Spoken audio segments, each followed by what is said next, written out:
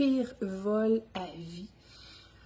Alors, ben là, vous me voyez à la maison, je suis de retour et notre vol de retour depuis Tulum vers Montréal a été sincèrement mon pire vol à vie. Et vous savez qu'Enigma Science voyage beaucoup, des vols, on en a eu énormément dans notre vie et ça a été le pire. Je vous raconte pourquoi. Parce que nous étions un avion d'environ, à peu près 200 personnes, de gens qui revenaient du Mexique, là où est-ce qu'il n'a pas fait beau pendant une semaine. Pas fait beau, comparativement à vous au Québec, si vous êtes au Québec, il faisait pas moins 30, moins 35, on n'était pas dans la neige, mais on était dans le sud. Il y a des gens que je peux comprendre que ça fait 1 an, 2 ans, 3 ans qui ramassent ses sous pour aller se charger, faire le plein de soleil et que, ben, on n'a pas vu le soleil en 7 jours. Ça l'a créé quoi? Quand les gens sont arrivés à l'aéroport, il n'y avait qu'un sujet. C'était la température et la déception des gens. Leur côté bougon, mais il y avait du monde bougon. On n'a jamais vécu ça, Sabrina et moi. Les gens étaient en colère. Mais nous, on a vraiment passé une belle semaine. Et ça, c'est quelque chose que je veux vous partager et qu'on va vous partager aussi dans un e-book qui s'en vient cette année. On veut vous transmettre vraiment un livre du voyageur. Ça s'appelle « Se rendre complet ». Ce que je veux vous partager sur « Se rendre complet », c'est qu'en voyage, inévitablement, il va y avoir quelque chose qui ne fonctionnera pas comme tu l'avais prévu. C'est un des enseignements du voyage, c'est qu'on quitte notre lieu, notre lieu commun, notre lieu qu'on pense contrôler, dans lequel on a nos habitudes, et on se catapulte dans de l'inconnu. Et là, on prévoit comme si on était à la maison. On se fait une image et on s'attend que l'image, ce qu'on vit, soit exactement comme on avait réfléchi. Non.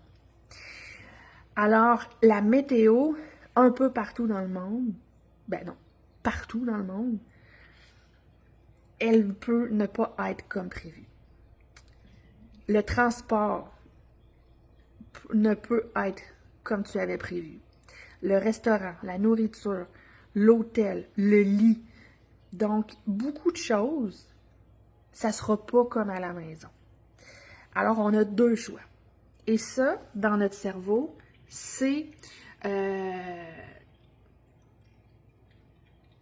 là où est-ce que tu peux vraiment avoir du pouvoir sur le choix. Parce que tu as seulement 2 choix. Soit que tu fais tout pour te rendre complet, comblé, même si, ce que je veux dire ici, comment je peux me rendre complet, comblé de ma journée, même s'il mouille. Sinon, l'autre choix que tu as, c'est de passer la journée à débalancer ton système hormonal, ton système de pensée, en ruminant la température qui n'est pas comme tu voulais. Alors, toujours 2 choix en voyage. Devant ce qui ne fonctionne pas comme tu veux, est-ce que tu rumines et tu restes là-dedans? Ou bien, tu trouves une idée de génie, tu t'adaptes, tu te laisses porter en disant comment est-ce que je peux être comblé et complet. Là, vous allez me dire, ouais, mais moi, aujourd'hui, ce que je voulais, c'était du soleil. Pour me rendre comblé et complet, c'est d'avoir du soleil. Bien ça, on n'a pas le contrôle dessus. Qu'est-ce que je peux faire d'autre qui va m'amener de la joie, du plaisir, du bien-être, de la zénitude, de la force physique? Donc, ça va être de redéfinir votre intention pour que quand vous allez vous coucher, vous allez faire « Oh wow, quelle belle journée! » Et c'est ce qu'on a fait, Sabrina, moi et mon fils, pendant 7 jours. On s'est réajusté constamment et on prenait le temps de le faire à 3. C'est quoi ton besoin aujourd'hui? C'est quoi ton besoin aujourd'hui? C'est quoi ton besoin? Et quand on se couchait le soir, on faisait notre rétrospective. C'est quoi qui a été extraordinaire pour toi aujourd'hui?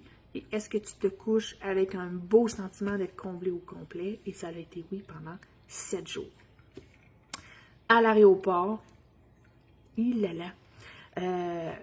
En plus, ce qui est arrivé, c'est qu'on a eu un retard de vol, ce qui a amené encore plus d'insatisfaction et ça a amené un vol en turbulence et un vol où est-ce que les gens ont chialé, mais chialé.